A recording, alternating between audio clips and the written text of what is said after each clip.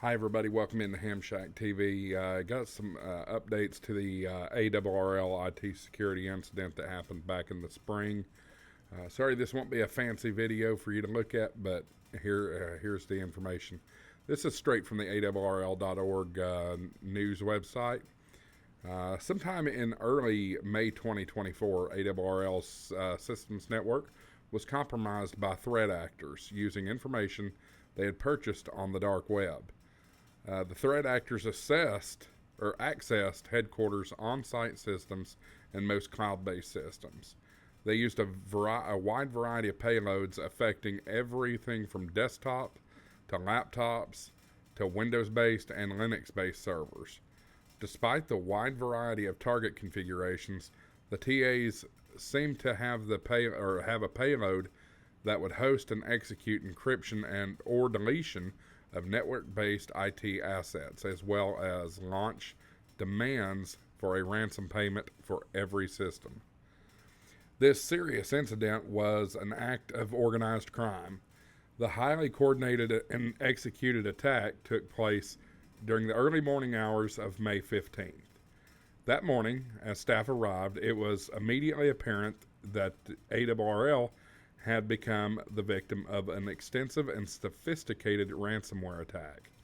The FBI categorized the attack as unique, as they had not seen this level of sophistication among the many other attacks they have experienced with. Within 3 hours, crisis management teams had been constructed of ARRL management, an outside vendor with extensive resources and experience in ransomware recovery space, attorneys experienced with managing the legal aspects of the attack, including interfacing with the authorities and our insurance carrier.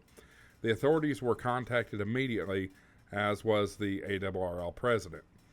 The ransom demands by the TAs in exchange for access to their decryption tools were exorbitant.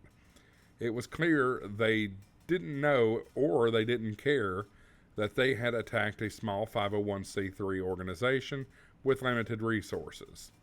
Their ransom demands were dramatically weakened by the fact they did not have access to any compromising data. It was also clear that they believed the ARRL had extensive insurance coverage that would cover a multi-million-dollar ransom payment. After days of intense negotiation and brinksmanship, ARRL agreed to pay $1 million ransom. That payment, along with cost of restoration, had been largely covered by our insurance policy. From the start of the incident, the ARRL board met weekly using continuing special board meeting for full progress reports and to offer assistance. In the first few meetings, there were significant details to cover, and the board was thoughtfully engaged, asked important questions, and was supportive of the team at HQ to keep the restoration efforts moving forward. Member updates were posted to a single page on the website and were posted across the internet in many forums and groups. ARRL worked closely with professionals deeply experienced in ransomware attacks on every post. It is important to understand that the TAs had ARRL under a magnifying glass while we were negotiating. Based on expert advice we were being given, we could not publicly communicate anything informative, useful, or potentially antagonistic to the TAs during that time frame. Today, most systems have been restored or waiting for interfaces to come back online to interconnect them. While we have been in restoration mode, we have also been working to simplify the infrastructure to the extent possible. We anticipate it may take another month or two for complete restoration under the new infrastructure guidelines and new standards. So this just goes on to say most ARRL members' benefits remained operational during the attack. One that was not was the Logbook of the World, which is one of the most popular member benefits. I know personally that the VEC also went down and had some issues here.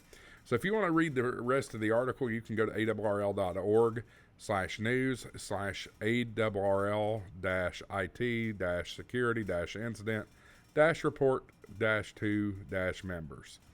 Yes, that's a lot of dashes. But just wanted to share this with you. I know a lot of you have had concerns about this as time has gone on, and wanted to pass this along to you as well. So that's it for now. We hope to see you in another video in the very near future. Videos might slow down in the next couple of days. I am starting a few college classes, so just stay tuned. We'll try to get content out to you. 73, this is AA4WX, WSCB 693.